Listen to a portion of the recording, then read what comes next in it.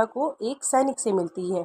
वो आकर राजा को सारी बातें बताता है कि मंदिर में क्या क्या हुआ, कैसे मोहन ने अपने प्राणों की बलि दे दी।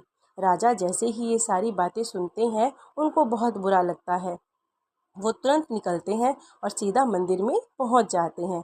जैसे ही मंदिर पहुंचते हैं तो माँ दुर्गा की मूर्ति को प्रणाम करते हैं और वहां जाकर बहुत दुखी होते हैं।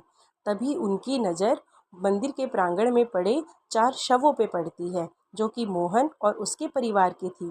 उनकी ऐसी दशा देखकर राजा बहुत दुखी होते और रोना शुरू कर देते हैं। वो सोचते हैं कि शायद मेरे ही कारण मोहन और उसके परिवार ने अपने प्राण त्यागे हैं। तब राजा कहते हैं कि ऐसे जीवन का क्या क्या फल है, मैं भी जीवित क्यों रहूं। तब राजा खुद को बलिदान देने के लिए माँ दुर्गा की मूर्ति के सामने बैठ जाते हैं। जैसे ही तलवार वो अपनी गर्दन पे रखते हैं, उनके प्रभाव से माँ दुर्गा प्रकट हो जाती है। तब देवी दुर्गा कहने लगती है, हे राजन, मैं तुम्हारे साहस से बहुत प्रसन्न हूँ। तुम जो चाहो मुझसे वरदान मांग सकते हो। राजा ने तनिक भी देरी नहीं की और पहले तो उसने माँ दुर्गा को प्रणाम किया और फिर कहने लगा कि कृपया कर मुझे इस दुख के सागर से पार करो। मेरे कारण जिन 4 लोगों ने अपने प्राण त्यागे हैं उनको कृपया करके आप जीवित कर दो।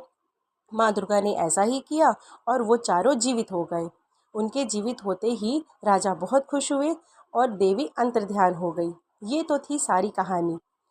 सभी लोग खुशी खुशी वहाँ से अपने अपने घर को चले गए। अब बैताल ने राजा से पूछा कि अब तुम बताओ कि सबसे अधिक पुण्य किसने कमाया। राजा सोच में पड़ गए। उनको पता था कि उनको जवाब नहीं देना है।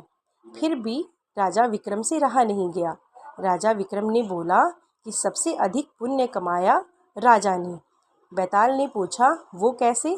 तब राजा ने उत्तर दिया कि एक पुत्र ने अपना पुत्र धर्म निभाया, एक सेवक ने अपना सेवक धर्म निभाया, लेकिन एक राजा, जो कि इतना महान राजा था, उसने एक छोटे से सेवक के लिए अपने प्राणों की चिंता नहीं की और खुद को समर्पित करने के लिए अपना बलिदान तक देने के लिए तैयार हो गया।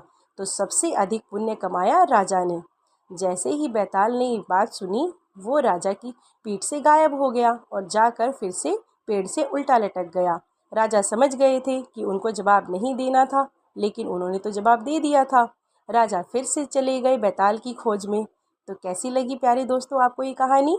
मुझे कमेंट्स में ज़रूर बताएं। और अगर कहानी अच्छी लगी हो तो मेरे चैनल को सब्सक्राइब भी करें। Thank you.